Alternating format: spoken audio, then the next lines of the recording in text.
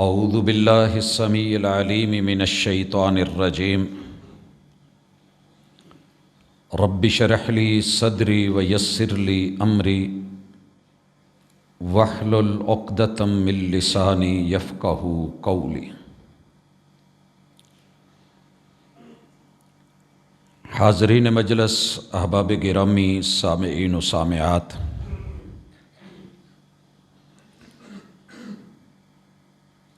امام بخاری رحمہ اللہ سے ایک ملاقات ہمارے آپس میں مل بیٹھنے کا آج کا عنوان ٹھہرا ہے۔ اس عنوان کو جمعے کا موضوع رکھنے کی ایک بہت بڑی وجہ یہ ہے کہ شعبان کا مہینہ عموماً صحیح البخاری کی تکمیل پر تقریبات میں گزرتا ہے۔ بے شمار لوگ مدارس میں جا کے ان تقریبات میں الجامع الصحیح للامام البخاری رحمہ اللہ، اس کے بارے میں درس حدیث بھی اور امام بخاری رحمہ اللہ کے حالات زندگی کے بارے میں بھی سنتے پڑھتے ہیں، مگر کافی سارے دوست احباب اسلام کے ایک عظیم ترین ہیرو اور خدمت گزار ہستی اور شخصیت کے تعارف سے محروم رہتے ہیں، تو وہ جان لیں کہ یہ کون تھے۔ حضرات ذی وقار عمومی طور پہ کچھ حلقوں میں ان کے حوالے سے یہ باور کروایا جاتا ہے کہ یہ صرف احادیث کی کلیکشن کرنے والے ایک جامع تھے، مختلف علاقوں میں گئے، سفر کیے، اساتذہ کو ملے، جو ان کے پاس تھا اسے لکھ لیا اور جمع کر لیا اور ایک تصنیف امت کی نظر کر دی، اس سے بڑھ کے کچھ نہیں۔ حالانکہ یہ بات قطعی طور پہ خلاف حقیقت ہے۔ اللہ رب العزت نے ہر دور میں اپنی دین کی خدمت کے لیے رجال کو، افراد کو پیدا کیا ہے۔ جیسی جیسی ضرورت تھی، زمانے کے حالات تھے، اس کے تقاضوں کو پورا کرنے والے۔ میں انشاءاللہ العزیز اس ہستی سے آج کی ملاقات دو حوالوں سے کروانے والا ہوں۔ پہلی ملاقات وہ ہے کہ جو عموماً ہم اکثر لوگ کرتے ہیں، سمندر نہیں دیکھا ہوتا تو کہتے ہیں کہ چلیں کراچی چلتے ہیں، گھوم پھر کے آتے ہیں، سمندر دیکھتے ہیں، سی ویو پہ چلے جاتے ہیں، کناروں سے کھڑے ہو کے سمندر کی لہروں کا نظارہ کرتے ہیں۔ ایک سفر یہاں سے سمندر تک کا ہے، اور پھر ایک اور سفر ہے جو صرف چند لوگ کرتے ہیں کہ اس سمندر کے اندر جاتے ہیں۔ اندر کیا کیا ہے، کون سے خزانے ہیں، اللہ کی عطائیں ہیں، وہ وہاں سے تلاش کرتے ہیں۔ بلاتی ہیں موجیں کہ دریا میں اترو، کہاں تک چلو گے کنارے کنارے۔ امام بخاری رحمہ اللہ کا ایک سفر وہ ہے جو صحیح البخاری کو جمع کرنے کے لیے، انشاءاللہ وہ بھی ملاقات رہے گی، اور دوسرا سفر اگر آج مکمل نہ ہوا تو انشاءاللہ اسے بھی ہم ایڈ کریں گے، کہ ایک امام بخاری سے ملاقات ہے اور ایک ان کی صحیح البخاری سے ملاقات ہے، اور یہ دونوں میرے اور آپ کے لیے اللہ تعالیٰ مفید بنائے۔ مقصد ریا اور دکھاوا نہیں ہے، نمود یا نمائش نہیں ہے، اخلاص مطلوب و مقصود ہے، اللہ تعالیٰ عطا فرمائے۔ میں نے مانا کہ نہیں کوئی بھی خوبی اس میں، لوگ کہتے ہیں کہ نہیں کوئی بھی خوبی اس میں، پھر وہ ایک شخص ہزاروں میں نمایاں کیوں ہے؟ یہ سوال لے کے ہم آگے بڑھتے ہیں، اور انشاءاللہ یہ شخص آپ کو محسوس ہوگا۔ ایک ہے سنی سنائی، ایک ہے اس کا کام۔ ہم نام بھی انشاءاللہ پیش کرتے ہیں، کام بھی پیش کرتے ہیں۔ سب سے پہلے نام کی طرف آئیے۔ یہ امام بخاری جو شہرت رکھتے ہیں، ان کا نام ہے محمد۔ حضور علیہ الصلاۃ والسلام کے نام پہ ان کا نام رکھا گیا۔ والد کا نام اسماعیل ہے، یہ بھی محدث ہیں اور امام مالک رحمہ اللہ کے شاگرد ہیں، اور ان کے والد ابراہیم ہیں، اور ابراہیم کے والد مغیرہ ہیں، اور مغیرہ بیٹے ہیں بردزبہ کے۔ فارسی زبان میں کاشتکار کو کہتے ہیں، اور یہ مجوسی تھے، کاشتکار تھے، مجوسی تھے۔ علاقہ ان کا موجودہ ازبکستان ہے۔ اس دور میں چڑھا ہوا ایک نام بخارا، وہاں کے رہائشی ہیں۔ بردزبہ کے بیٹے مغیرہ نے یمان الجوفی کے ہاتھ پہ اسلام قبول کیا، اس لیے امام بخاری کو الجوفی بھی بولتے ہیں۔ یہ ولا کی نسبت ہے۔ ولا کا معنی کہ جس سے یاری اور دوستی ہوتی تھی، اور اس کی بنیاد پہ انسان کی پھر آگے نسبت چلتی تھی۔ اگر جسم بیچ دیا تو یہ غلامی کی ولا ہوتی تھی، اور اگر اس کے ایمان اور عقیدے کو اس کے ہاتھ پہ قبول کیا ہے تو پھر اس کا تعلق دینی ولا سے ہوتا تھا۔ تو امام بخاری رحمہ اللہ کو جو جوفی کہا جاتا ہے، ان کے پردادا مغیرہ نے اور ان کے بیٹے ابراہیم نے یمان الجوفی کے ہاتھوں پہ اسلام قبول کیا۔ پھر ان کے آگے جو بیٹے ہیں ابراہیم کے اسماعیل، بہت بڑے تاجر، مال والے، پیسے والے، محدث گزرے ہیں، اور ان کے گھر میں اللہ رب العزت نے 13 شوال 194 ہجری کو بیٹا دیا۔ باپ فوت ہو چکا ہے، اور یہ نام محمد رکھا جاتا ہے، تو 194 ذہن میں رکھیے گا، ہجری میں پیدا ہوتے ہیں۔ ابتدائی ایام مشکلات میں گزرتے ہیں۔ ظاہر ہے باپ کے بغیر جتنی مرضی بھی زندگی ہو، آسان ہو، لیکن مشکل ہوتی ہے۔ دینی تعلیم کا رجحان چونکہ گھر میں تھا، اس لیے علاقے کے مختلف اساتذہ کے ساتھ جڑے رہے، اور 16 سال کی عمر تلک دین کو پڑھا ہے، 10 سال کی عمر میں حفظ کر چکے ہیں۔ اور پھر اپنے بارے میں کہتے ہیں، میں اختصار سے کام لینا چاہتا ہوں، کہ الہمت حفظ الحدیث۔ جیسے ہر بندے کے دل و دماغ میں اللہ نے کوئی نہ کوئی ہنر ڈالا ہوتا ہے، اور وہ اس کا ذوق اور شوق ہوتا ہے۔ ماں باپ کی چاہت جو بھی ہو، بچے کا ایک اپنا بھی رجحان ہوتا ہے۔ اس رجحان کے بارے میں کہتے ہیں کہ میں بچپن میں تھا، اور اللہ نے میرے ذہن میں حدیث کی حفاظت کا شوق پیدا کر دیا۔ قرآن تو حفظ ہو چکا ہے، اب حدیث پاک کی حفاظت کے لیے، اور بالخصوص خواب میں یہ دیکھتے ہیں کہ حضور علیہ الصلاۃ والسلام پہ مکھیاں بیٹھتی ہیں، اور میں ان کو اڑاتا ہوں۔ علماء کرام سے، اساتذہ سے تذکرہ ہوا، تو انہوں نے تعبیر یہ پیش کی کہ بیٹا، آپ رسول اللہ صلی اللہ علیہ وسلم کی حدیث کے بارے میں پائے جانے والے شکوک و شبہات اور اعتراضات کا انشاءاللہ دفاع کرنے والے محدث بنیں گے۔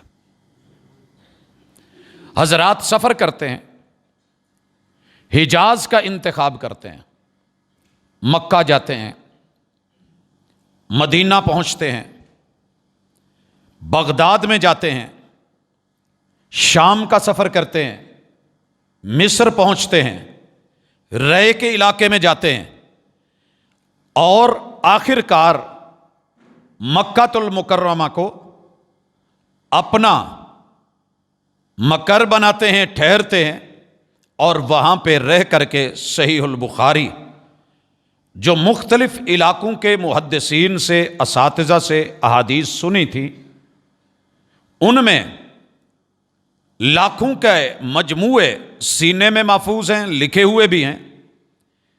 ان میں سے صحیح ترین اپنی شروط کے مطابق کہ جو مستند ہوں اور ہر شاگرد نے اپنے استاد سے باقاعدہ ملاقات کر کے وہ سنا ہو، لکھا ہو اور لیا ہو، اور وہ صحیح ہو، یہ شروط کے ساتھ ایک کتاب جمع کرتے ہیں۔ ویسے تو ان کی تصنیفات بے شمار ہیں، لیکن اللہ رب العزت نے جس وجہ سے شہرت دی اور عزت دی، وہ کتاب ہے الجامع الصحیح المسند، صحیح البخاری کے نام سے جو مشہور ہے۔ اس کی تفصیلات پہ میں آتا ہوں۔ یہ ہیں امام بخاری رحمۃ اللہ علیہ۔ میں نے ان کا بچپن، اس کے واقعات، بے شمار چیزیں، سفر، زمانہ طالب علمی، اساتذہ کی ان کے بارے میں رائے، مالی طور پہ چونکہ مضبوط تھے تو اپنے دوستوں اور کلاس فیلوز کی معاونت، لیکن خود جو ہے وہ تھوڑا کھا کے زیادہ جاگنا اور پڑھنا، علم پہ توجہ دینا، اور پورے انہماک سے اپنے اساتذہ سے لینا، اور پھر ان کے اساتذہ کا، ان کا تذکرہ اچھے لفظوں میں کرنا، دعائیں دینا، یہ ساری چیزیں میں نے اس وقت ان کو سکپ کیا ہے، کیونکہ یہ انشاءاللہ زندگی رہی تو کبھی پھر تفصیل سے رکھیں گے۔ میں جب ان کی تصنیف سے ملتا ہوں اور ان کی کتاب سے ملاقات کرتا ہوں، یا آپ کرتے ہیں، تو دنیا نے کہہ رکھا ہے کہ صرف ایسے ہی ہے جیسے معاذ اللہ کوئی 4 ورق اکٹھے کرتا ہے، پنچ کر کے ایک جلد کر کے کتاب بنا دیتا ہے، یوں اظہار کرتے ہیں، حالانکہ ایسے نہیں ہے۔ اس ہستی کو جب آپ ان کی تصنیف کے تھرو سے دیکھیں گے تو ایک منصف مزاج، عادل مزاج، پڑھنے اور لکھنے والا اور دیکھنے اور سمجھنے والا انسان بن کے، تو بلا شک یہ وہ ہستی ہیں جن کے بارے میں کہنے والوں نے کہا تھا کہ امیر المؤمنین فی الحدیث النبوی شریف۔ دنیا میں جتنے مسلمان ہیں، امام بخاری رحمہ اللہ کو یہ شرف حاصل ہے کہ وہ ان علماء کے، بے شک وہ اساتذہ ہوں، بے شک وہ شاگرد ہوں یا ہم عمر ہوں، امیر المومنین۔ بھائیو، یہ انتخاب ہوتا ہے، اللہ تعالیٰ بسا اوقات شاگردوں کو وہ مقام دے دیتے ہیں، وہ سمجھ دیتے ہیں، اور وہ شہرت اور رتبہ دے دیتے ہیں جو اساتذہ کو نہیں ملتا، اور اس سے کوئی فرق نہیں ہوتا، شان میں فرق نہیں آتا۔ یہ ریالٹی ہے، اور اللہ تعالیٰ نے اس کو ثابت کر کے ہر دور میں، ہر طبقے میں دکھایا ہے۔ مثال لیجئے، اگر ہم ذکر چھیڑیں امام ابو حنیفہ رحمۃ اللہ علیہ کا، جو شرف، جو مقام ان کو ملا ہے، اگر یہ شرط رکھ دی جائے کہ یہ تو اپنے اساتذہ سے چھوٹے تھے تو پھر اتنے سمجھدار کیسے، ان کی ذہانت اور ان کی فقاہت کیسے، تو اصول بیکار ہو جائے گا۔ اور اگر ہم یہ کہیں کہ امام مالک نے اپنے سارے اساتذہ سے زیادہ شہرت پائی ہے، نام پایا ہے، اور ان کا کام ان سے کہیں آگے منفرد ہے، تو کیا یہ حق اور حقیقت کے خلاف ہوگا؟ بالکل نہیں۔ امام شافعی رحمہ اللہ کو جو شہرت اور مقام اور مرتبہ ملا ہے، ان کے سارے اساتذہ اس کے قریب نہیں پہنچے، تو کیا ہم یہ کہہ دیں کہ نہیں، یہ کیسے ہو گیا؟ اور اگر امام احمد بن حنبل رحمۃ اللہ علیہ مقام کو، مرتبے کو، شان کو، عزت کو، رفعت کو، کام کو، اور مسند امام احمد بن حنبل کو دیکھا جائے تو ان کے اساتذہ تو ان کے کہیں قریب بھی نہیں آتے۔ پھر یہ ضروری نہیں ہوتا کہ امام بخاری کل کے بچے ہیں، تو بھائی یہ تقابل اپنے پاس سنبھال کے رکھیے، کام دیکھیے، معیار دیکھیے، اور اگر منصف مزاج بن کے آپ دیکھیں گے تو میں آگے ذکر کروں گا، جتنے بھی بڑے بڑے ائمہ فقہا گزرے ہیں ان کی کتابیں لے آئیے، ان نے جتنے فقہ کے مسائل بیان کیے ہیں وہ اکٹھے کیجئے۔ امام بخاری رحمہ اللہ نے الجامع کے اندر احادیث کے ساتھ جتنی فقہ اور فقاہت اور مسائل، ان کے تذکرے، کتاب اللہ سے دلیل اور سنت رسول اللہ سے دلیل سند کے ساتھ دی ہے، شاید ان کے سامنے کوئی نہ ٹھہرے۔ اعزاز اللہ نے دیا ہے، محنت انہوں نے کی ہے، کام دنیا کے سامنے ہے۔ لہٰذا یہی وجہ ہے کہ دنیا نے مجبور ہو کے یہ جملہ بولا کہ امام الدنیا فی فقہ الحدیث النبوی شریف، اگر حدیث کی فقہ کو کتاب و سنت کے اندر رہتے ہوئے سمجھنا ہے اور دیکھنا ہے تو کوئی امام بخاری رحمہ اللہ کو دیکھے۔ اور یہیں پہ بس نہیں، ان کی ایک بہت بڑی خوبی الطف الناس فی امور الاسانید، سند حدیث کو تو اکثر لوگ پڑھتے ہی نہیں ہے نا، جو شروع میں سند ہوتی ہے اس کو چھوڑ کے آگے متن پہ آ جاتے ہیں۔ عن ابی ہریرہ رضی اللہ تعالی عنہ قال قال نبی صلی اللہ علیہ وسلم، یوں شروع کریں گے یا سند چھوڑ دیں گے، ڈائریکٹ آغاز کریں گے کہ رسول اللہ صلی اللہ علیہ وسلم نے فرمایا انما الاعمال بالنیات۔ بڑا آسان ہے یہ متن پڑھ لینا، مگر یہ رسول اللہ صلی اللہ علیہ وسلم نے بیان کرا تو سنا کس صحابی نے؟ اس صحابی نے بیان کیا تو کتنے تابعین نے سنا، صحابہ نے سنا، اور ان سے روایت کس نے کیا؟ اور پھر اس تابعی سے تبع تابعی کون ہیں جنہوں نے سنا ہے، کہاں رہتے ہیں، ان سے ملنا، حالات زندگی لکھنا، اور پھر ان کے آگے شاگرد نے کب اور کیسے بیان کیا، دونوں کی ملاقات ہے یا نہیں ہے، اور پھر ان کے شاگرد پہ پہنچ کے اپنے استاد سے یہ روایت لے کے اس کو لکھنا اور بیان کرنا، اور سند کے پورے احوال اور ان کے حالات زندگی کا علم رکھنا امام بخاری پہ بس ہے۔ اور آپ کو یہ بات بڑی حیرانگی سے بتاؤں، اس علم کو ہم کہتے ہیں اسماء الرجال۔ دنیا کے بڑے بڑے ناقد اور اسلام کے مخالف گزرے، مستشرقین آئے، امام بخاری رحمہ اللہ اور محدثین نے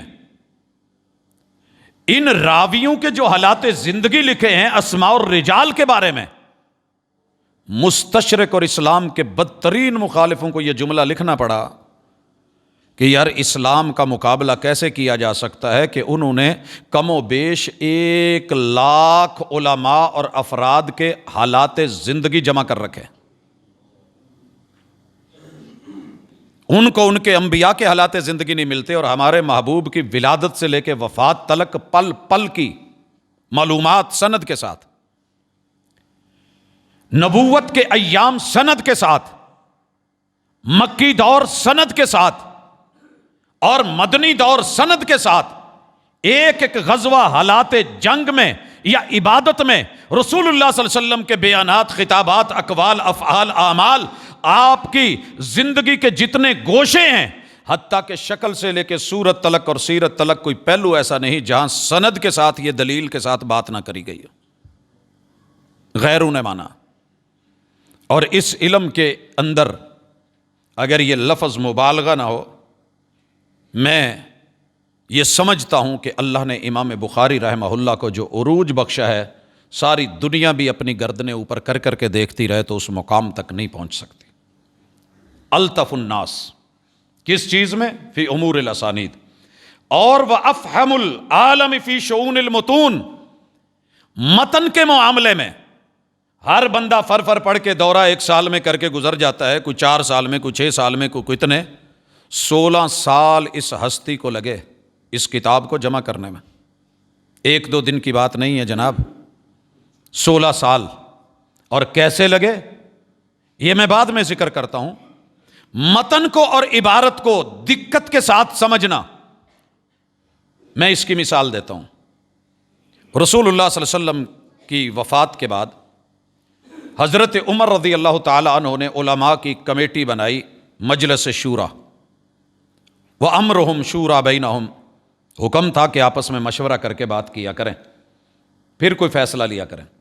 جناب عمر رضی اللہ تعالیٰ عنہ نے مدینہ کے رسول صلی اللہ علیہ وسلم کے اصحاب کے بڑے بڑے عظیم علماء کو کمیٹی میں شامل کیا، اور ان میں ایک بچے کو بھی شامل کر دیا، حضرت عبداللہ ابن عباس کو۔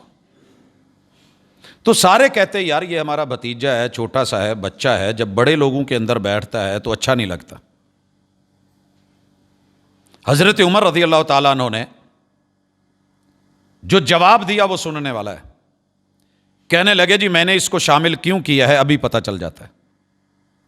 مجھے یہ بتائیں کہ اذا جاء نصر اللہ والفتح وَرَأَيْتَ النَّاسَ يَدْخُلُونَ فِي دِينِ اللَّهِ أَفْوَاجًا فَسَبِّحْ بِحَمْدِ رَبِّكَ وَاسْتَغْفِرْ إِنَّهُ كَانَ تَوَّابًا۔ یہ بتائیں کہ یہ سورت میں کیا بیان ہوا ہے؟ اکثر نے جو ظاہر تھا متن کو، عبارت کو پڑھا اور کہا کہ اللہ نے دین اسلام کی نصرت کا تذکرہ کیا ہے، اذا جاء نصر اللہ، فتوحات کا تذکرہ کیا ہے، الحمدللہ رسول صلی اللہ علیہ وسلم کے دور میں ہوئیں، دور صدیقی میں ہوئیں، اور آپ کے دور میں بھی ہو رہی ہیں۔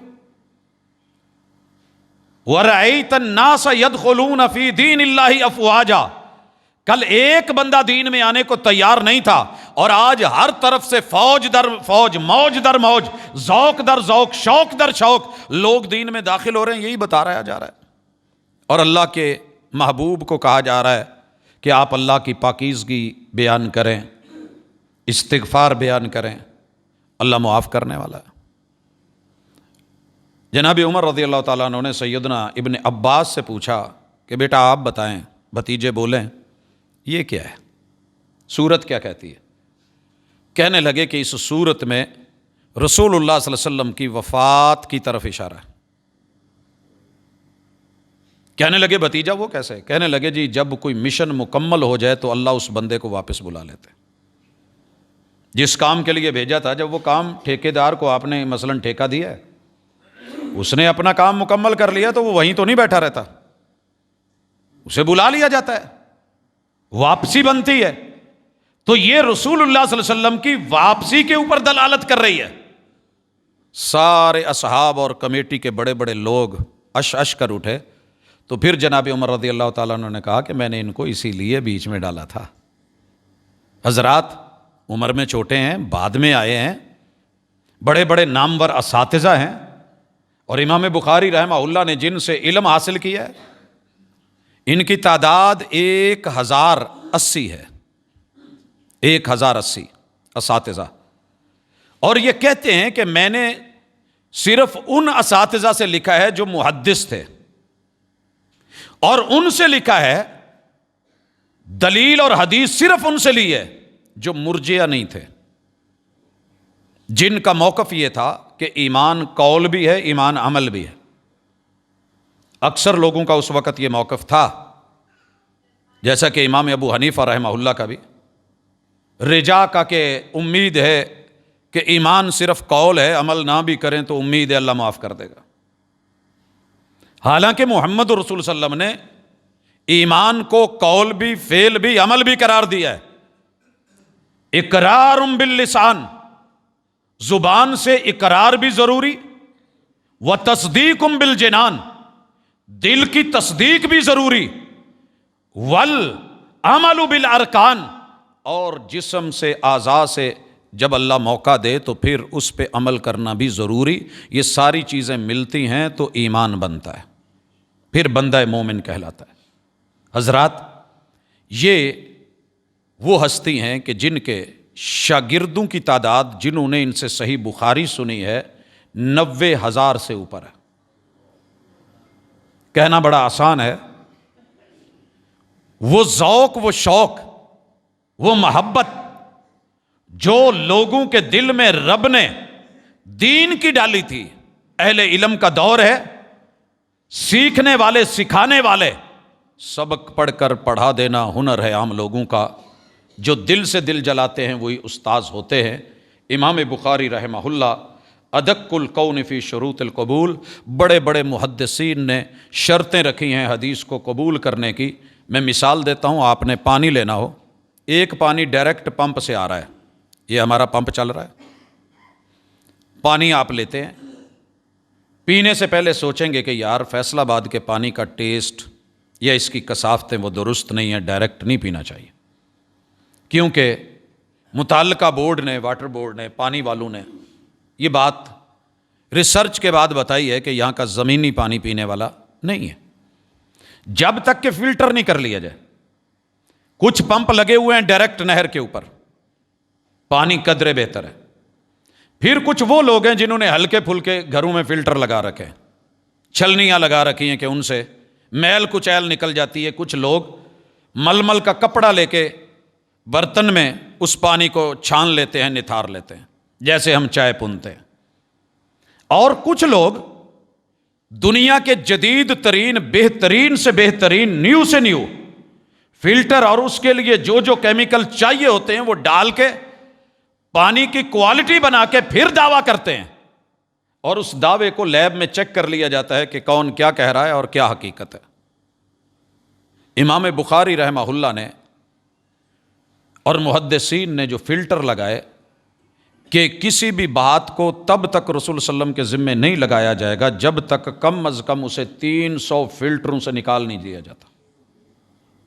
اتنی دفعہ فلٹر کر کے معلومات کو، سند کو، واسطے کو، تعلق کو، پھر جا کر کے احتیاط کا تقاضا ہے کہ وہ بات محمد الرسول اللہ صلی اللہ علیہ وسلم کو پیش کی جاتی ہے اور ان کی نسبت اس طرف کی جاتی ہے، اور اس سے بھی آگے ایک گہرا علم ہے، اسے کہتے ہیں العلل۔ بظاہر پانی صاف ہے، نیٹ اینڈ کلین ہے، دیکھنے میں پورا ہے، لیبارٹریوں نے کہہ دیا بلے بلے کیا بات ہے، لیکن پھر بھی اس میں آپ نے کچھ ایک ایسا دیکھا ہے جو باقیوں کو نظر نہیں آیا، آپ کہتے ہیں کہ رہنے دیں۔ مثال کے طور پہ پانی گارنٹیڈ ہے، صاف ستھرا ہے، نیٹ اینڈ کلین ہے، فلٹر کیا ہوا ہے، لیکن آپ نے تھوڑی دیر پہلے دیکھا کہ وہ برتن جو صاف ستھرا کر کے اس پانی کے لیے رکھا گیا تھا، کسی نے اپنے ناک کو انگلی لگا کے اس برتن کے اندر ہاتھ لگایا تھا۔ ایک چھوٹی سی مثال ہے نفاست کی، آپ دیکھ رہے ہیں اور دوسرا اسے پتہ نہیں وہ پینے لگا ہے تو آپ روک دیتے ہیں کہ نہیں یہ رہنے دیں، نہ پیجیے۔ امام بخاری رحمہ اللہ سند کے اندر یا متن کے اندر، جیسے میں نے ایک جمعے میں رفع الیدین کے حوالے سے جنازے میں جو تذکرے کیے تھے، عموماً لوگ کہتے ہیں کہ دارaqطنی کی جو حدیث ہے رسول اللہ صلی اللہ علیہ وسلم سے وہ مرفوعاً ثابت ہے، مگر امام دارقطنی نے العلل میں اس کا تذکرہ کیوں کیا کہ سند بھی مل رہی ہے، راوی بھی کہہ رہے ہیں، روایت بھی میسر ہے، اور رسول اللہ صلی اللہ علیہ وسلم سے اس کو بیان مرفوعاً کر رہے ہیں، لیکن علت اندر کیا ہے؟ جب اس کا تذکرہ سامنے آتا ہے تو پھر محدثین کہتے ہیں کہ ٹھیک ہے، یہ صحیح یہی ہے کہ یہ صحابی سے تو ثابت ہے مگر رسول اللہ صلی اللہ علیہ وسلم سے مرفوعاً نہیں ہے، یہ علت اس کے اندر پائی جاتی ہے اس وجہ سے۔ اور امام بخاری رحمہ اللہ ان علتوں کے جو احادیث کی سند اور متن میں پائے جاتے تھے اس کے بھی ماہر تھے۔ بسا اوقات عام ڈاکٹر عام سا صورتحال دیکھ کے کہہ دیتے ہیں کہ سر دکھ رہا ہے، یہ مسئلہ بخار ہے، یہ لے لیں، اور جو پیچیدگیوں تک پہنچنے والے ہوتے ہیں وہ اطباء حضرات کہتے ہیں کہ بخار کوئی بیماری نہیں ہے، یہ علامت ہے کہ باڈی کے اندر کچھ انفیکشن ہے۔ یہ ہیٹ ہو جانا، گاڑی ہیٹ ہوتی ہے تو پرابلم کہیں اور پہ ہے، یہ آپ کو جو گیج بتا رہی ہے معاملہ گیج کا نہیں ہے، اس وقت کچھ اور چیزیں ہیں۔ تو ان محدثین کو اللہ نے ان عظمتوں سے نوازا ہے۔ اور پھر اجل الناس فی ادراک العلل محمد ابن اسماعیل البخاری، میں ذکر کر چکا کہ بیٹے کن کے ہیں، باپ کون ہے، دادا جی کون ہے، پردادا کون ہے، اور ان کے جد امجد جو بردزبہ ہیں، کاشتکار ہیں، کھیتی باڑی کرتے ہیں، اور ازبکستان علاقہ ہے، بخارا میں پیدا ہوتے ہیں۔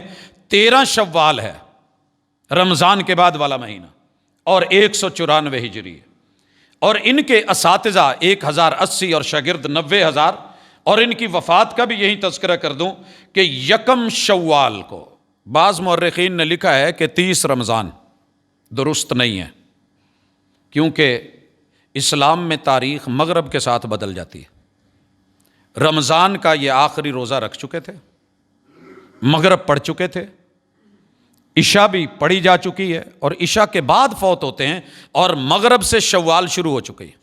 چاند نظر آ چکا ہے، اگلے دن صبح عید ہے، تو دن کو تاریخ نہیں، اسلام میں پہلے رات آتی ہے، یا 12 بجے سے تاریخ نہیں شروع ہوتی، تو اس لیے یکم شوال، یہ چاند رات جسے کہتے ہیں، اس میں ان کی 62 سال کی عمر میں 256 ہجری میں یہ سمرقند سے 6 کلومیٹر کے فاصلے پہ ایک بستی ہے خرتنگ، وہاں پہ ان کی وفات ہوتی ہے۔ علاقہ جو ہے وہ ازبکستان کا ہے، میں ذکر کر چکا ہوں۔ اب آتے ہیں امام بخاری رحمہ اللہ اور ان کی صحیح کی طرف، اور پھر جو ہے اس کتاب کی ترتیب کے ساتھ آگے سفر شروع کرتے ہیں۔ میں نے جب صحیح بخاری کی صرف تبویب دیکھی، کتابوں کی ترتیب دیکھی، تو حضرات یہ معمولی کیس نہیں ہے، کسی بھی انسان کی محنت کو بلا وجہ ریجیکٹ نہیں کریں۔ ایک ہے اللہ نے ان کو جو شان دی ہے بلا وجہ نہیں دی ہے۔ پوری دنیا میں جس بھی انسان نے امام بخاری کی موافقت کی ہے یا مخالفت کی ہے، انہوں نے ان کی کتاب کو پڑھا بھی ہے، پڑھایا بھی ہے۔ جتنے مدارس ہیں ان کی ابتدا میں دیکھ رہا ہوں کہ صحیح البخاری شروع ہوتی ہے تو تقریب، یہ ختم ہوتی ہے تو تقریب، اور اسی کے اوپر اللہ نے ان کی روٹی روزی اور معاملات چلا رکھے۔ مگر اگر کوئی سمجھے اور انصاف کا دامن سامنے رکھے، اللہ اکبر، امام بخاری رحمہ اللہ نے صرف حدیث سنی لکھی یا پڑھی نہیں ہے، زمانہ شناس تھے، انہوں نے پہلے زمانے کو پڑھا ہے، کتابوں میں درج تھا ہی نہیں، سبق جو پڑھایا زمانے نے، کتابوں میں درج تھا ہی نہیں، سبق جو پڑھایا زمانے نے۔ کون کون سے فتنے تھے اس وقت؟ سب سے پہلے جو عروج پہ فتنہ جا رہا تھا وہ ٹکر تھی کہ ہم وحی کے پابند نہیں ہیں۔ اللہ کون ہوتا ہے کس نے دیکھا ہے؟ جب رب دیکھا ہی نہیں گیا، پایا بھی نہیں جاتا، تو کون ہے وحی بھیجنے والا؟ کون ہے فرشتہ؟ دیکھا ہے کبھی ہم نے؟ نہیں جی۔ تو پھر یار ایسے کریں، معاشرہ ہمارا ہے، لوگ ہمارے ہیں، تو ان کے رہنے سہنے کے اصول اور ضابطے، معاشرت کے قانون، معیشت کے قاعدے، کاروبار، دولت، دنیا، خوشی، غمی، لین دین، علاقائی اور اپنے اپنے رسومات پہ مبنی ہونا چاہیے۔ جو جس کو اچھا لگتا ہے وہ کر لے۔ امام بخاری رحمہ اللہ نے سب سے پہلے اس فتنے کو، سارے فتنوں کی جڑ سمجھتے ہوئے اس پہ نظر رکھی، اور جب اپنی صحیح البخاری کا آغاز کیا، اس ہستی نے اس کے اندر جو پہلی کتاب، 3 روایتیں ہیں کہ اس میں چیپٹر کتنے ہیں، کتاب کے اندر کتاب دیکھنی ہے تو صحیح البخاری کو دیکھیے، محدثین کی کتب کو دیکھیے۔ 97، بعض نے کہا کہ 99، اور بعض نے کہا 100۔ بہرحال 97 اس وقت ہمارے پاس موجود جو نسخے ہیں ان میں ہے 97 بکس صحیح البخاری کے اندر موجود ہیں، چیپٹرز۔ سب سے پہلے کتاب و بدء الوحی، کتاب و بدء الوحی، امام بخاری رحمہ اللہ اس کو لا کے اس کے تحت 7 روایتیں نقل کر کے پوری دنیا کے الہاد کے جتنے بھی فتنے تھے کہ وہی کوئی ویلیو نہیں رکھتی، دنیاوی علوم، دنیاوی مہارتیں، اپنی فکریں، اپنی سوچیں، اسی پہ چلا جائے گا۔ امام بخاری رحمہ اللہ نے اس فتنے کی سرکوبی کے لیے اپنے دور میں بھی، ما بعد ادوار میں بھی، اور قیامت تک کے لیے اس کتاب کے اوپر آ کے یہ لوگ گھبراتے رہیں گے، پریشان ہوں گے کہ طالب علموں کی پہنچ تک یہ کتاب نہ جائے، کیونکہ جو بھی کتاب و بدء الوحی پڑھے گا اسے پتہ ہوگا کہ جیسے اللہ نے روح آسمان سے اتاری ہے، بدن بنانے والا اللہ ہے، نظام چلانے والا اللہ ہے، سسٹم کو اٹھانے والا اللہ ہے، لہٰذا اس کی خوراک اور اس کی ضروریات اور اس کے تقاضے وہ بھی اللہ کی طرف سے ہیں۔ اگلے دن میرے ساتھ ایک بڑی عمر کے بزرگ ایویں ہی کھیپ ہے، کہیں دے جی یہ پرانیاں گلاں نے یار چھڈ دو حدیثاں نو۔ میں نے کہا ہوا کیا ہے؟ کہتے ہیں یار نئے دور، نئے تقاضے، کہاں؟ تو حسن اتفاق سے 4-5 انہوں نے بلیاں رکھی ہوئی تھی، یہ جو کیٹس آج کل شوق چلا ہے اس میں۔ تو میں نے کہا کہ آپ ان کو کیا کھلاتے ہیں؟ کہتے جی ان کی اپنی ایک خوراک ہے، چھوٹے چھوٹے بسکٹ ہوتے ہیں وہ ہم ان کو دلاتے ہیں۔ میں نے کہا یہ روٹی نہیں کھاتی؟ کہتے نہیں۔ میں نے کہا ہماری بلیاں تو روٹی کھا لیتی۔ کہتے جی وہ عام ہے نا، دیسی ویسی یہاں کی لوکل، ان کا اسی لیے تو ریٹ نہیں ہے۔ میں نے کہا اچھا۔ میں نے کہا ہمارے والی وہ مرغی شرغی گوشت بھی کھا لیتی ہیں، مٹن ڈال دیں، انڈا بھی پی لیتی ہیں، دودھ ڈال دیں وہ بھی۔ کہتے جی وہی گل ہے نا، پھر کہن ڈیا نا۔ میں نے کہا صرف بسکٹوں پہ گزارا کرتی ہیں؟ ہاں ان کی کیٹ فوڈ ہے، باقاعدہ کمپنی انہیں جو لوگ ان کے مزاج کو سمجھتے ہیں ان کے لیے بنائی ہیں۔ میں نے کہا اور کیا خوبی ہے؟ کہتے جی یہ واش روم ٹرینڈ ہے، خود واش روم چلی جاتی۔ میں نے کہا اچھا۔ میں نے کہا ہمارے والی تو باہر جاتی ہیں، 2 پنجے مارے، مٹی ادھر کی، وہاں پہ اپنی قضائے حاجت کی۔ کہتے اسی لیے تو ان کا ریٹ نہیں ہے۔ چلتے چلتے نا بڑی لمبی باتیں جب ہوئیں تو میں نے کہا یار 2 بلیاں 4 بلیاں رکھ کے ان کا ریٹ بڑھا رہا ہے کہ ان کی خوراک کمپنی کی طرف سے ہے، کبھی اپنے پہ بھی غور کر کہ تیرے رب نے تجھے بنایا ہے تو تیری خوراک، تیرا لباس، تیرا پینا، تیرے حلال تیرے حرام کیا تیرے لیے ٹھیک، تجھے قیمتی بنانے کے لیے تیرے رب نے جو ایک انفرادی حیثیت دی ہے اور وہ پوری کمپنی محمد الرسول صلی اللہ علیہ وسلم کے ساتھ محمد الرسول اللہ والذین معہ چلائی ہے، وہ سمجھ نہیں آتی۔ تھوڑی جی متھے تے تیوریاں لے کے کہنے لگا پت گل تے ویسے منن والی ہے، سمجھ تے آندی ہے۔ تو پھر میں کہتا ہوں کہ خدا تجھے کسی طوفان سے آشنا کر دے کہ تیرے بہج کی موجوں میں اضطراب نہیں۔ کاش تو بھی کبھی سوچے، غور کرے۔ اسی طرح امام بخاری فقیہ نہیں لگتے، زمانہ شناسی جب دنیا کہہ رہی تھی کہ عقیدے میں فقہ نہیں ہوتی، فقہ اعمال میں ہوگی، امام بخاری نے اس وقت دنیا کو دکھایا، قرآن سے، حدیث سے، رسول صلی اللہ علیہ وسلم کے فرامین سے، عقیدے سے آغاز کر کے دنیا کے 3 بڑے فتنوں کی گردن کاٹ کے اتار کے رکھ دی، کلا کما کر کے رکھ دیا، جڑوں سے اکھاڑا۔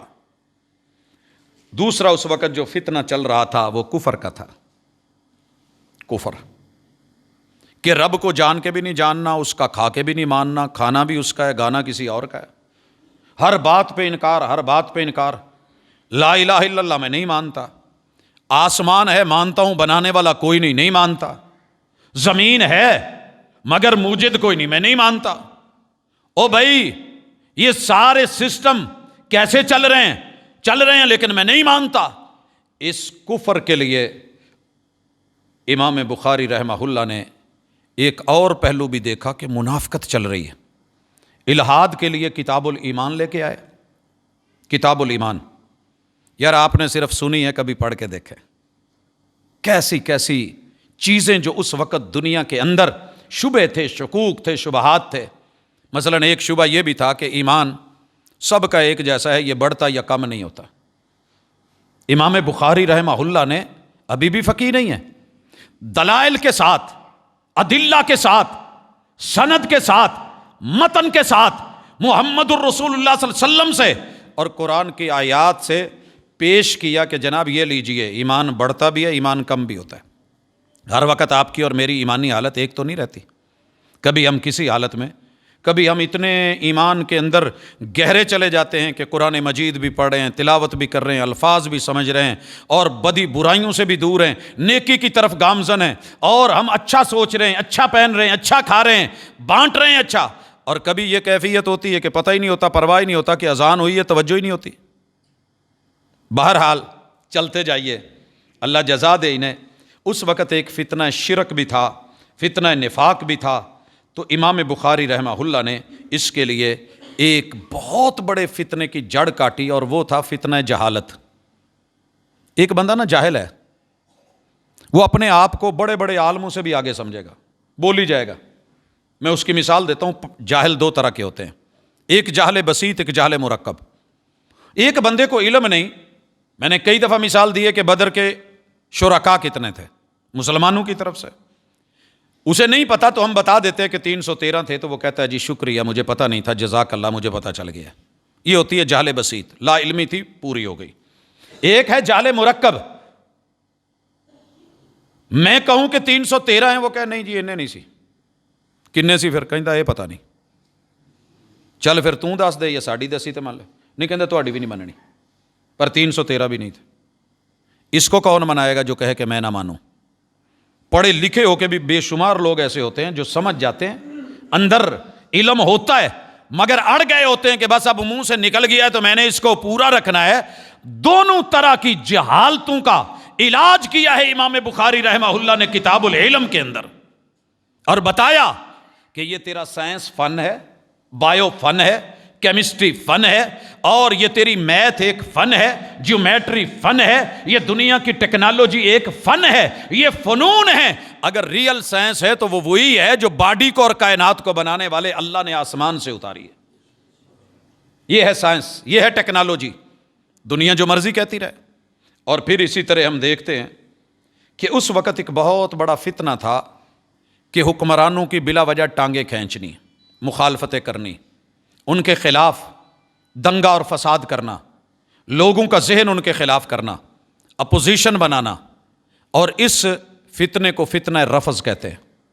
بہترین حکومت چل رہی تھی اور علی منہاج النبوہ چل رہی تھی جناب عثمان رضی اللہ تعالیٰ عنہ کی، جناب عمر کی، جناب صدیق کی۔ کوشش کری انہوں نے، کبھی ارتداد کے ساتھ، کبھی انکار زکوٰۃ کے ساتھ، کبھی نبوت کے دعوے کے ساتھ، اس کا رد کیا جناب ابو بکر صدیق رضی اللہ تعالیٰ عنہ نے، ان فتنوں کی گردن دبائی۔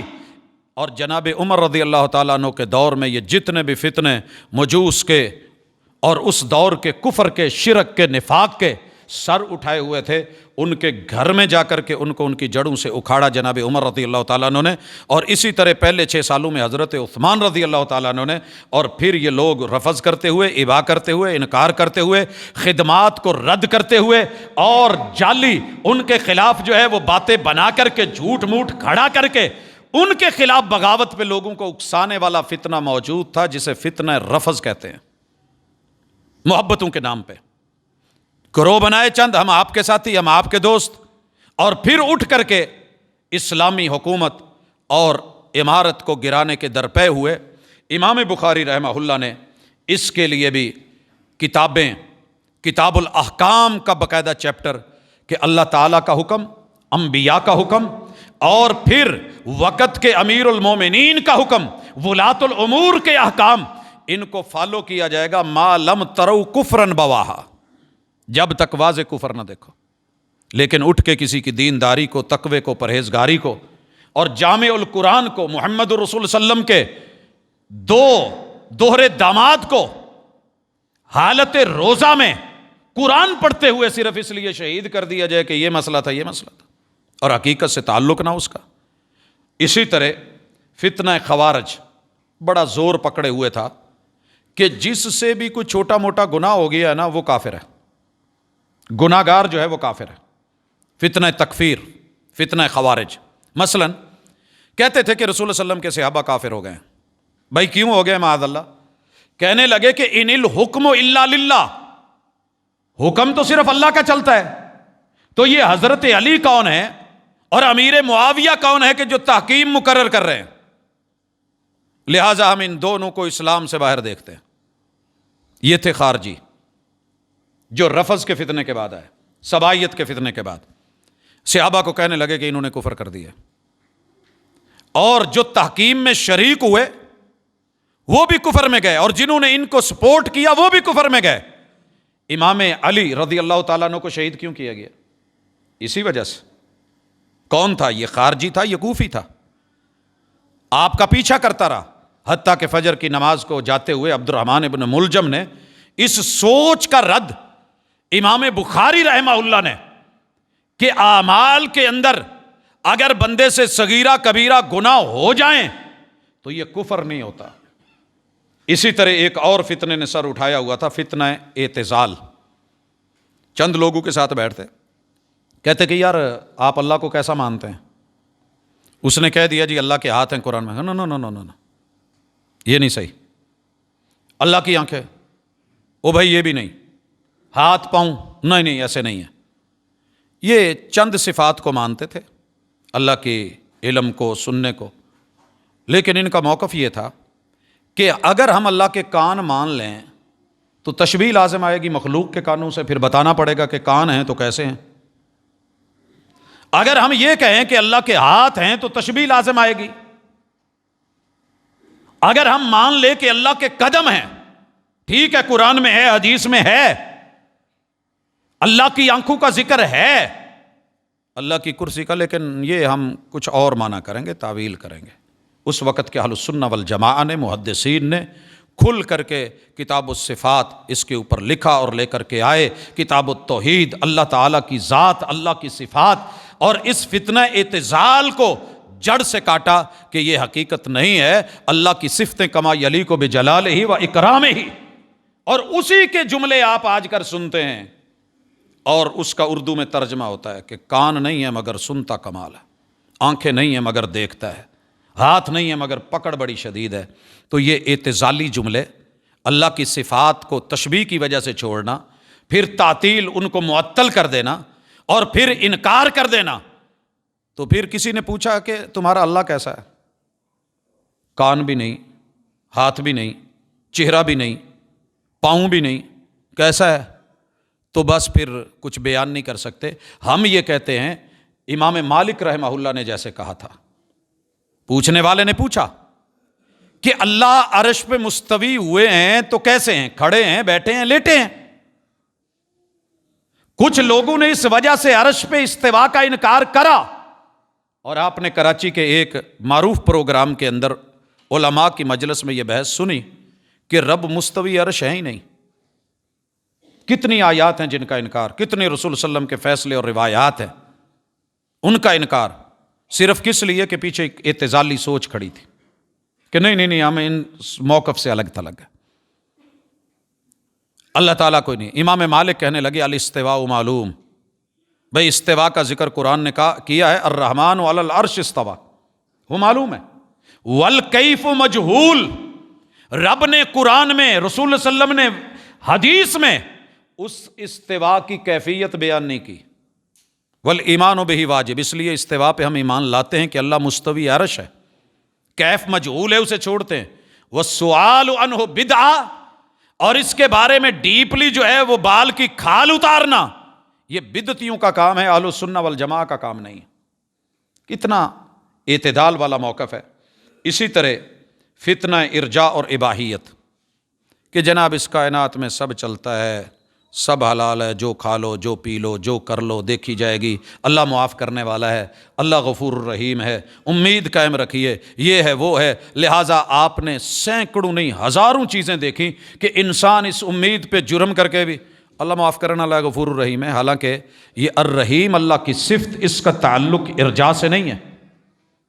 کوئی شک نہیں کہ ہم امید پہ جیتے ہیں، ہم اللہ کے خوف اور ڈر اور رجا کے درمیان میں اہل سنہ جیتے ہیں کہ میں نے ساری رات قیام کیا ہے، امید ہے اللہ قبول کرے گا، وبالاسحار ہم یستغفرون، لیکن صبح ڈر کے معافیاں مانگ رہے ہوتے ہیں، اللہ راتی کتے کوئی کمی بیشی نہ رہ گئی ہوئی، منہ تے نہ مار دی، کام چ کتے غلطی نہ ہو گئی ہو، مٹے ہوئے، عاجزی والے، انکساری والے، جھکے ہوئے یہ لوگ۔ تو ارجاء کے فتنے کو رد کیا۔ اسی طرح ایک فتنہ کھڑا ہوا تھا انکار قرآن کا، مخلوق ہے قرآن، تو اللہ کی صفات کو لا کے، رب کے کلام کو لا کے امام بخاری رحمہ اللہ نے ان فتنوں کو جس طریقے سے رگڑا، یہ بغیر فقہ کے اور بغیر سمجھ کے ہو گیا تھا۔ اور پھر دیکھیے فتنہ فلسفہ، فلسفے کا فتنہ، ہر چیز میں پتہ کرو کیوں ہوئی ہے۔ اللہ کچھ چیزوں کی بتا دیتے ہیں، کچھ کی نہیں بتاتے۔ اللہ نے بتا دیا ہے کہ میں نے آپ پہ روزہ فرض کیوں کیا ہے، لعلکم تتقون، عبادتیں کیوں فرض کی ہیں، لعلکم تتقون، فلاں کام اس لیے کیا ہے تاکہ یہ ہو جائے، زکوٰۃ تمہارے درمیان کیوں چلائی ہے، لکئی، آگے اللہ نے کہے یہ اس لیے کہ جو دولت ہے بین الاغنیاء میں نہ رہے، صرف اس کا سروائیول بڑے بڑے ہاتھوں میں اور مگر مچھوں میں نہ رہے، غریبوں میں بھی جائے، دولت چلے۔ اچھا تو جو اللہ بتا دیں الحمدللہ، جو نہ بتائیں حکم تعبدی ہم مانیں گے، تسلیم کریں گے۔ وہ نہیں جی فلسفہ، قرآن رب کی صفت ہے، ثابت کرا اور فلسفے کا رد کرا کتنے سارے لوگ ہیں کہ فلسفے کو لے کے اپنی ساری خطابت چلاتے ہیں، پر کیا مجال۔ امام بخاری رحمہ اللہ نے دنیا کے ہر شعبے میں، اور ایک فتنہ یہ بھی تھا کہ قرآن اور سنت وہی کامل نہیں ہے، اس میں تو دنیا کے 10% مسئلے بھی بیان نہیں ہوئے، عشر عشیر، باقی کہاں سے لیں گے؟ فقہ سے لیں گے۔ امام بخاری رحمہ اللہ نے دنیا کا کوئی شعبہ نہیں چھوڑا جس کو ٹائٹل نہیں بنایا، عنوان نہیں بنایا، لے کر کے نہیں آئے، اور اس میں قرآن مجید کی کون سی آیت، کون سا حکم، کون سی رسول صلی اللہ علیہ وسلم کی روایت سند کے ساتھ بیان کر کے بتایا کہ دنیا میں جتنے بھی تیرے میرے مسئلے سوچے جا سکتے ہیں اور پیدا ہو سکتے ہیں وہ شریعت کے اندر موجود ہے۔ اور یہ جو سوچ ہے نا جی، باقی فقہا نے بتایا، مثلاً ایک مثال دی جاتی ہے اور مجھے کبھی ہنسی بھی آتی ہے، کہتے ہیں جی مجھ دا دسو۔ اچھا بھائی، بھینس کا آپ کو پتہ نہیں ہے؟ اللہ نے بہیمۃ الانعام میں رکھا ہے، چھپایا نہیں ہے جی۔ حضور علیہ الصلوۃ والسلام نے اس کے بارے میں یہ بتایا کہ چوپایوں میں وہ حلال ہے ہر جانور جس کا رب نے نام لے کے حرام نہیں کیا۔ خنزیر کے 4 پاؤں ہیں کہ نہیں؟ نام لے کے حرام۔ گدھے کے 4 پاؤں ہیں، نام لے کے حرام۔ اگر جانور باقی حلال بھی ہے، 4 پاؤں ہیں، اگر حلال ہے، اس سے پہلے جو حرام ہے ان کا بتا دیا کہ 4 پاؤں والے جس بھی جانور کے کچلی والے دانت ہوں گے نکیلے، وہ حرام ہوگا۔ اور اگر حلال ہے تو معروف اسلامی طریقے سے ذبح کیا جائے تکبیر پڑھ کے۔ اگر تکبیر نہیں پڑھی گئی اور خون نہیں بہایا گیا اور ویسے مر گیا ہے تو مردار ہے، میتا ہے، حرام ہے، حرمت علیکم المیتہ۔ اور وہ مردار کیسے ہوا ہے؟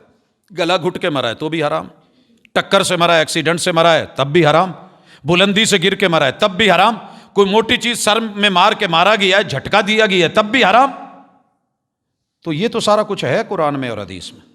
کہتے نہیں، یہ کوئی فقیہ بتائے گا کہ بھینس کیا ہے اور گدھی کا دودھ کیسا ہے، یہ فقیہوں نے بتایا۔ او بھائی، قرآن نے حدیث نے سارا بتایا ہوا ہے۔ گھریلو گدھا جب حرام ہے تو اس کے معاملات آپ کو سمجھ آ جانے چاہیے۔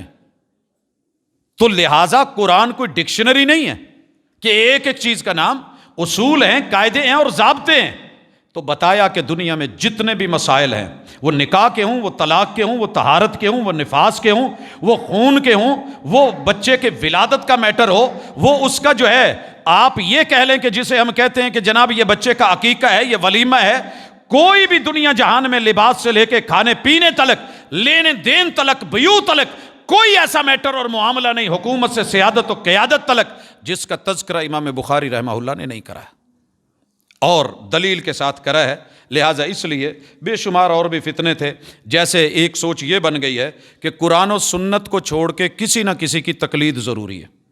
امام بخاری رحمہ اللہ نے کتاب الاعتصام بالکتاب والسنہ لا کر کے دنیا کو بتایا کہ رسول اللہ علیہ وسلم کے کسی بھی صحابی نے حضور کی تقلید نہیں کری ہے، اور آگے تابعین نے نہیں کری ہے، تبع تابعین نے نہیں کری ہے، خود فقہائے اربعہ نے نہیں کری ہے۔ تو پھر جو چیز پہلے قرون کے اندر 4 صدیوں میں وہ نہیں ہے، وہ آج تیرے میرے لیے ضروری کیسے ہو گئی؟ وہ دین کا حصہ کیسے بن گئی؟ اسی طرح ایک فتنہ تھا رائے کا کہ اپنی سوچ آگے کرو، جو سمجھ میں آتا ہے دین وہی ہے۔ کہا نہیں، یہ کتاب و سنت ہے۔ اسی طرح ایک فتنہ یہ بھی تھا کہ جو ایک آدمی یا اخبار احاد ہیں رد کر دو۔ یہ علماء جانتے ہیں کہ اس کی سند جو ہے یا یہ حدیث اخبار احاد میں سے ہے، خبر واحد ہے، لہٰذا ہم نہیں مانیں گے، اس سے عقیدہ ثابت نہیں ہوتا، اس سے یہ نہیں ہوتا۔ امام بخاری رحمہ اللہ نے وہ رگڑا لگایا، اسی وجہ سے لوگ نالاں ہیں۔ بتایا دنیا کو کہ تمہارے رب 4 ہیں، 5 ہیں یا 10 ہیں، اللہ اکیلا نہیں، تو اللہ کی خبر واحد ہے۔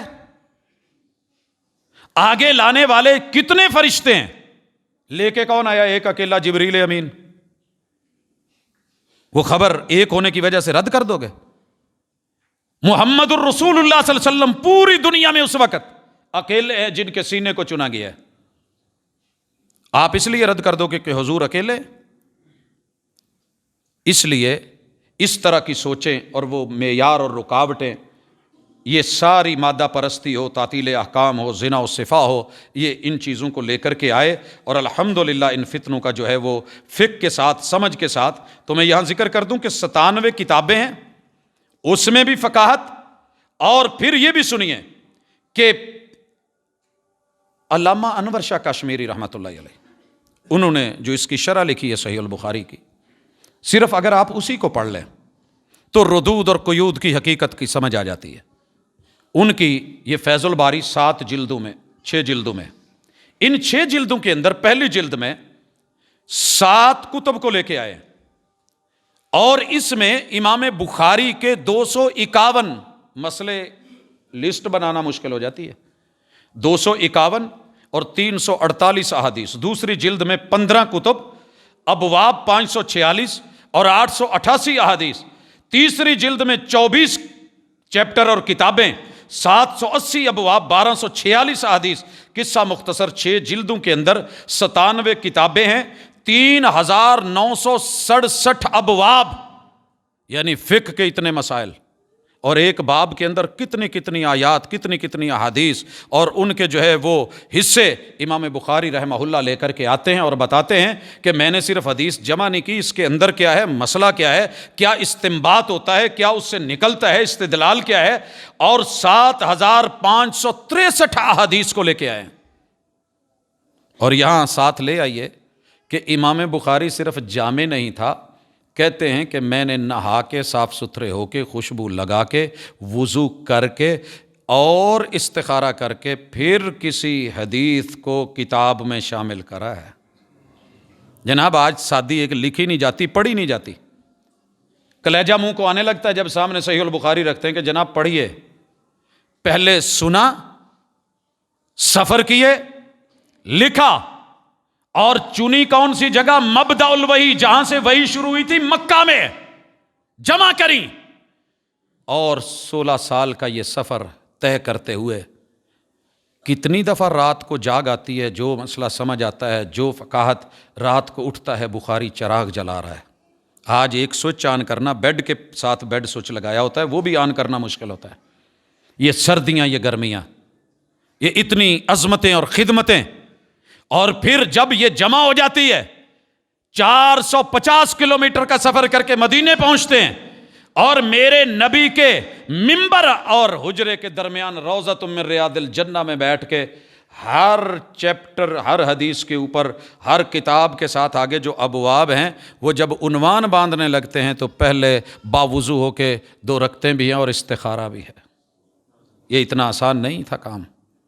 جناب اللہ نے ایسے نہیں ہے عزت اور شہرت سے نوازا، اور آپ سمجھتے کہ ان کو سمجھ ہی نہیں تھی. ایک بندہ اپنی کتاب کے اندر 3967 یہ ہے ابواب کی تعداد، اور اگر ایک باب کے اندر کئی مسائل ان کو الگ کروں، ہزاروں کی تعداد میں یہ ابواب اور مسائل، اور لکھا مجبور ہو کے سارے محدثین نے، فقہاء نے، علماء نے، فقہ البخاری فی تراجم ہی. اگر امام بخاری کی کسی نے فقہ کو اور سمجھ کو، دانائی کو، عقل مندی کو، مسائل کے استخراج کو، استنباط کو دیکھنا ہے تو صرف جو ہے وہ صحیح بخاری میں ابواب کے جو عنوان باندھے ہیں وہ پڑھ لو. یہ ایسے ہی آ گئے ہیں. تو بہرحال ایک آنکھ سے دیکھنا، اور وہ بھی غصے اور ناراضگی والی اور نفرت والی آنکھ سے، یہ اہل علم کا شیوا نہیں ہوتا. ان سے اتنا کچھ پڑھا ہے، لیا ہے. اور بلکہ میں تو یہ کہتا ہوں کہ جاؤ جتنے فقہاء ہیں ان کی کتابیں اٹھا لاؤ، ان کے اندر صرف اتنے مسائل بتا دیں کہ انہوں نے کوئی لسٹ بنائی ہو جو امام بخاری رحمہ اللہ آپ کو کتابوں کی لسٹ، ابواب کی لسٹ، مسائل کی لسٹ، اور استخراج کر کے، استنباط کر کے مختلف جگہوں پہ ایک حدیث سے 7 جگہ پہ یا 10 جگہ پہ 20 جگہ پہ مختلف انداز میں اس سے استدلال کرنا کہ اس ٹکڑے میں یہ ہے، اس ٹکڑے میں یہ ہے، اس ٹکڑے میں یہ ہے.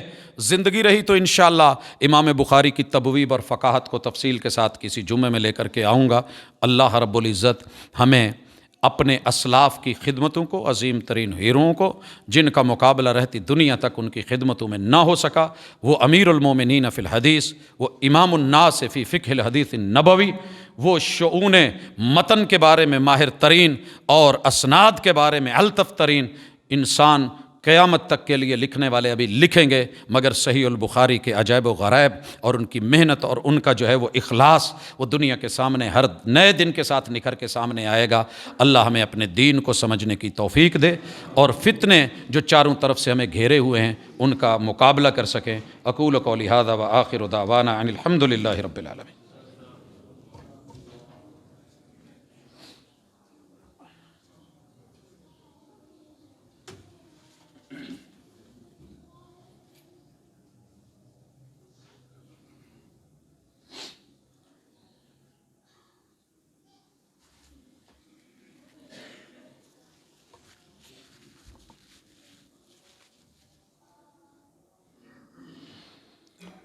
ان الحمد للہ نحمده ونستعینه ونستغفره ونعوذ باللہ من شرور انفسنا ومن سیئات اعمالنا من يهده الله فلا مضل له ومن يضلل فلا هادي له واشهد ان لا اله الا الله وحده لا شريك له واشهد ان محمدا عبده ورسوله۔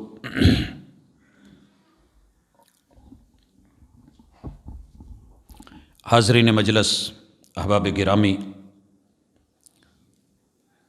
ایک سوال ہے اور بڑا خوبصورت سوال ہے کہ کیا صحیح البخاری کا اصلی نسخہ دنیا میں موجود ہے؟ یہ کتاب اللہ کے بارے میں جیسے یہی سوال ہوتا ہے کہ اس کا اصل نسخہ جناب عثمان رضی اللہ تعالیٰ عنہ نے اس کو کتابت کروا کے جب دنیا میں بھیجا تو یاد رہے کہ 7 نسخے تھے۔ ان کے بارے میں یہ دعویٰ کہ یہ فلاں جگہ پہ موجود ہے، فلاں پہ ہے، حرف حرف لفظ لفظ دور دور میں ضرورتوں کے ساتھ، کیونکہ کبھی ورق اس کی ایک ایج ہوتی ہے، عمر ہوتی ہے، تو اس کو آگے پھر ماسٹر کاپی، پھر آگے تیار، پھر تیار، یہ ہوتا چلا آیا ہے۔ اسی طرح صحیح بخاری کا بھی معاملہ ہے، کتب احادیث کا معاملہ بھی ہے۔ امام بخاری کی اپنی ہینڈ رائٹنگ میں ہمارے پاس کوئی ایسا نسخہ ہو میرے علم میں نہیں ہے، لیکن اس دور میں جو لکھنے والے تھے، جیسے ہمارے پریس ہے نا، ہمارا پریس آپ کو ایک دن میں بڑی مشکل سے کتاب دیتا ہوگا، جدید ترین دور ہونے کے باوجود، مگر اس وقت ابن ندیم جو کتاب الفہرست کے ٹائٹل سے بڑے معروف رائٹر ہیں، ان کے پاس سینکڑوں کی تعداد میں لکھنے والے نساخ بیٹھے ہوتے تھے، یعنی جیسے پہلے ٹائپ رائٹر آیا، پھر کمپیوٹر آیا، جدید ترین آلات آتے گئے، تو وہ لوگ ہوتے تھے۔ آپ نے ورقہ دیا ہے، ایک کتاب دی ہے، 100 لوگوں کے اندر اس کے 100 ورقیں ایک ایک کو ملا ہے، جناب 5 منٹ کے بعد 10 منٹ کے بعد آ کے آپ اپنی کتاب لے لیجئے گا۔ ایک صفحہ لکھنا ہوتا، سب نے لکھا ہے، جمع ہوئی ہے، سیاہی خشک ہوئی ہے، بس سیاہی خشک ہونے کی دیر ہے، جتنی دیر میں آپ کا ایکسرا نکلتا ہے ایسے یہ کتابیں آتی تھی، اور 90,000 شاگرد سننے والے اور لکھنے والے، ان کے وہ نسخے آج بھی موجود ہیں، مختلف طریقوں سے تبدیل ہوتے آئے۔ تو الحمدللہ یہ نقل در نقل، نسل در نسل۔ بہرحال ایک شبہ انشاءاللہ اسے میں نیکسٹ ملاقات میں کسی میں دور کروں گا، کہ مشہور ہے کہ 250 سال بعد یہ سلسلہ شروع ہوا تھا احادیث کو لکھنے کا۔ یہ ہوائی ان لوگوں کی اڑائی ہوئی ہے جن کا ہمیشہ کام ہی جھوٹ بولنا ہے، جنہوں نے کبھی سچ کو سچ نہیں سمجھا۔ یہ رسول صلی اللہ علیہ وسلم کی زندگی میں لکھی جاتی تھی، لکھوائی جاتی تھی، اور آپ نے کہا تھا اکتب فوالذی نفسی بیدہ لا یخرج منہ الا الحق۔ روکنے والوں نے روکا ہوگا، میں محمد صلی اللہ علیہ وسلم کہہ رہا ہوں کہ لکھو، میرے منہ سے حق کے علاوہ نہیں نکلتا۔ تو یہ سلسلہ تب سے چلا ہے اور انشاءاللہ قیامت تک جاری و ساری رہے گا۔ قرآن کی حفاظت وحی کی حفاظت ہے، حدیث کی حفاظت وحی کی حفاظت ہے۔ اللہ تعالیٰ ہمیں صحیح معنوں میں اسے سمجھنے اور اس کا عامل بنائے۔ بڑے سارے دوست احباب نے دعا کا کہا ہے بیماروں کے لیے، رشتوں کی پریشانیوں کے حوالے سے، بچوں کی امتحانوں میں یا پڑھائی میں دلچسپی نہ لینے کے حوالے سے، تو ہر طرف ہم مسائل میں الجھے ہوئے ہیں۔ اللہ ہمارے تمام مسئلے حل فرما، تمام پریشانیوں کو رفع فرما۔ سبحانک اللہم و بحمدک، اشہد ان لا الہ الا انت، استغفرک و اتوب۔